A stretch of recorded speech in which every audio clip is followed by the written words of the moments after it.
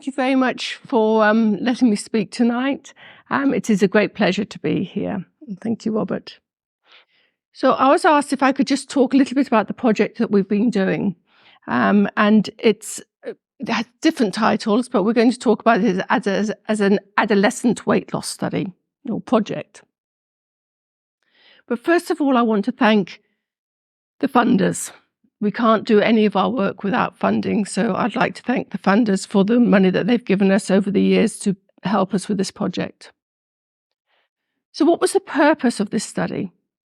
So this study was really looking at could we make a difference for our young people with weight loss by looking at a lifestyle intervention and or adding in bariatric surgery. So quite a controversial subject.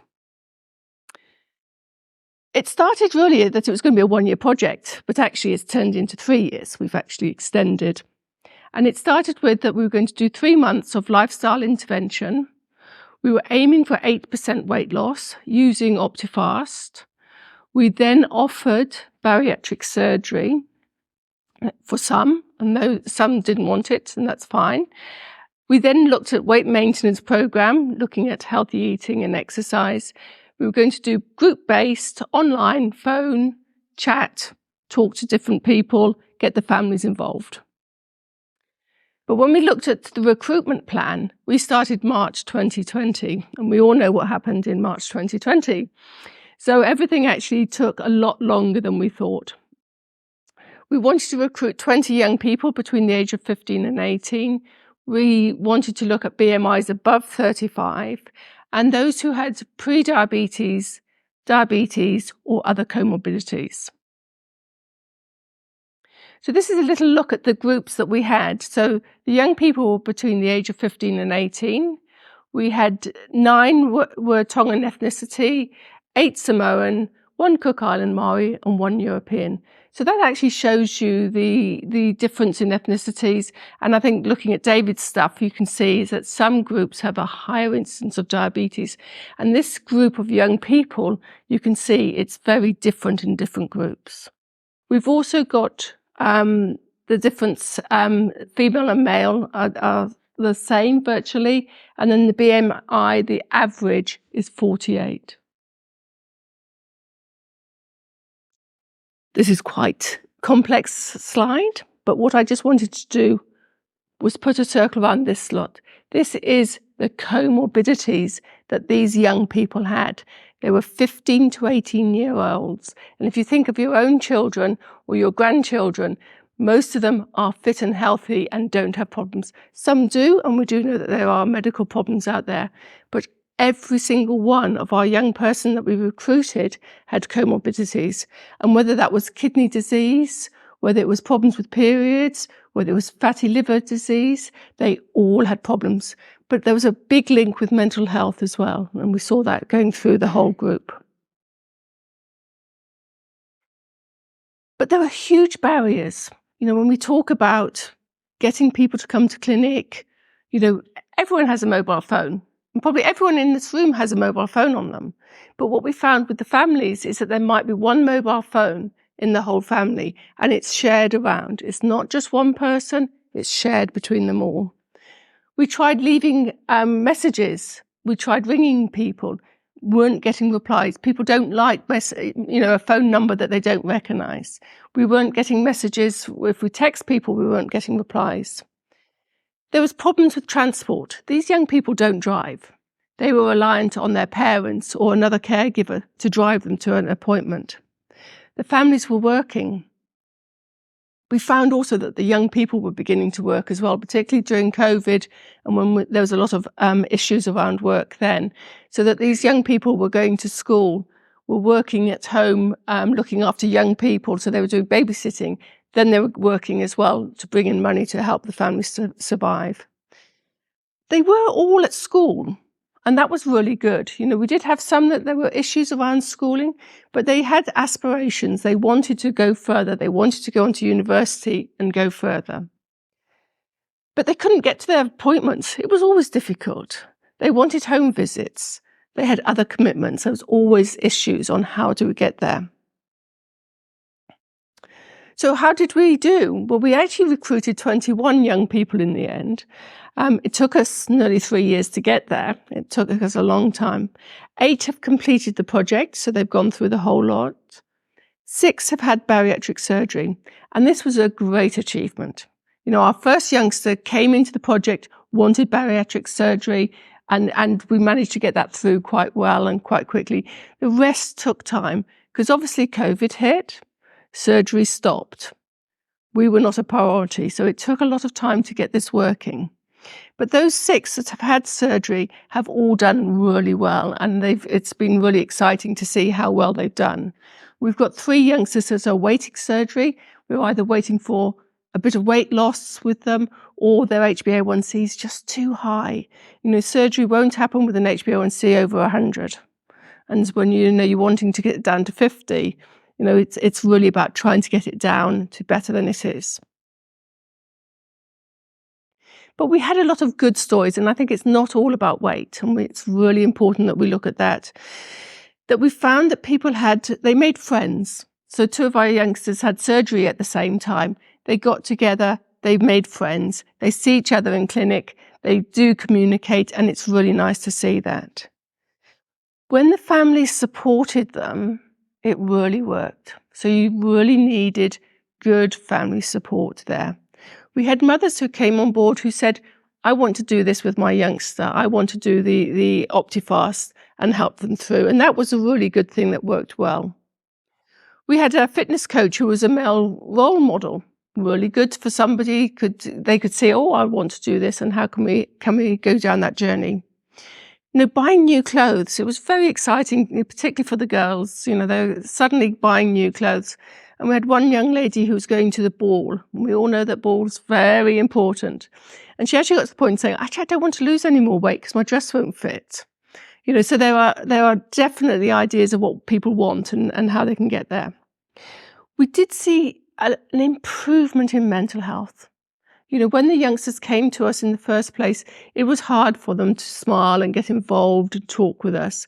And as the time went, we actually saw smiling, happy young people, and that was really good to see. One of the youngsters said to me that they could put their shoes on. They could actually wear shoes, and we forget with carrying that much weight that our feet get bigger, so the shoes don't fit. Another youngster said to me that they had started having friends. And what the difference they felt was that they weren't just seen as the big person, they were seen as somebody that they could have friends with. So there were some really big impacts here. And one of the other things we felt with the youngsters was helping them to learn about how do they come to clinic? What does a clinic look like? How do they get into that clinic? How do they talk to the doctor? They're scary things, these doctors are. How do they go and get blood labs? We used to give everyone forms and off they went. Now they have to turn up at the blood lab and hope that there are forms there. So it's giving them the confidence that, yes, they can go and get their bloods done. Same with pharmacy. How do they get to the pharmacy? How do they get their drugs? So these are some skills that we've hopefully given these youngsters to help them along their journeys. I really can't see anymore. It's really old age that's happening. Really, in conclusion, though, doing this project was a tough ask for anyone. To ask these young people to go on a very low-calorie diet for 12 weeks is really hard. We learnt about culture and religious beliefs as well, about what foods people would eat. Or if with the shakes, we've got some of them were coffee. They weren't suitable for some young people. We had to be flexible. It was no use us saying, right, the clinic runs at this time and you need to come at this time. We had to change. We had to be a different format. So luckily we walked into the super clinic and said that they'd love to have a clinic in the evening there. And they go, yes, that's fine. I don't think they know I don't work there anymore. So I just go in and go, yeah, we're running a clinic. John's turning up. It'll be fine. And they go, yeah, that's fine. We're all off. And we go, yep, okay. And it works. But it's also looking at the team. It's not just the doctor and myself. We have a nutritionist. We have a health coach. but even down to the security guard on the front of the desk. He knew the youngsters were coming. He knew where to send them. He would say hello, say goodbye, make sure they left. And it is a teamwork. You've got to be flexible with everyone there because you can't do it on your own. But it's that flexibility, and it's hard. You know, in a sense, we've had 20 young people, and it's taken us a long time to get the work done and get it sorted and manage it. It's not easy. We think that surgery is the answer to everything, and it's not necessarily the answer. What we found as a team is that we carry on with the support. So it's a matter of, it's not just, right, you've had the surgery and that's it. You have the surgery, you still have the support from the team. Now, this is just a project that we're involved with. And what we want to be able to do is to show that is so important. And when you talk to the bariatric teams, in theory, they're there. But I think we need to push this more. And hopefully that's what we can do with writing up this study at the end, is actually say, this is what worked. You know, it worked because you had the support. And I think we need to talk about the depression. You know, people are depressed because they're not managing this. And there's so much blame about it. And what we want to do is support and help and encourage. So, yeah, I totally agree with you. You know, we have supported our young people and seen what can we do to help them, because it's a big shock having that surgery. And we do need to support them. So thank you, Farlane. Sure. Can I just, I'd like to just talk with that, because there's a psychological side to bariatric surgery, and some of the research for adults 5 years down the track isn't the best. And I was quite shocked to see that you've got, I mean, I think they had comorbidities, you needed to do something. I was a little bit taken back that we do bariatric surgery. And that young, I'm just wondering what sort of message it sends out to the wider, whānau, because it's like, oh, well, we'll just get bariatric surgery. It's a real psychological thing about it. Is. And is there any research around the world that's done 5 years post for the same age group? There's very little. This is virtually the first lot of research that's done. John and the bariatric surgeon went to America to see what was going on there, because that was the only place that was doing it. So there's very little support out there for this. I would agree, when we all first started with this project, it was really quite scary. You know, you're going, do we really want this? But these young people, their average BMI was 48. You know, and we as I said, the one young man we're waiting to have surgery at the moment, his HbA1c is over 100.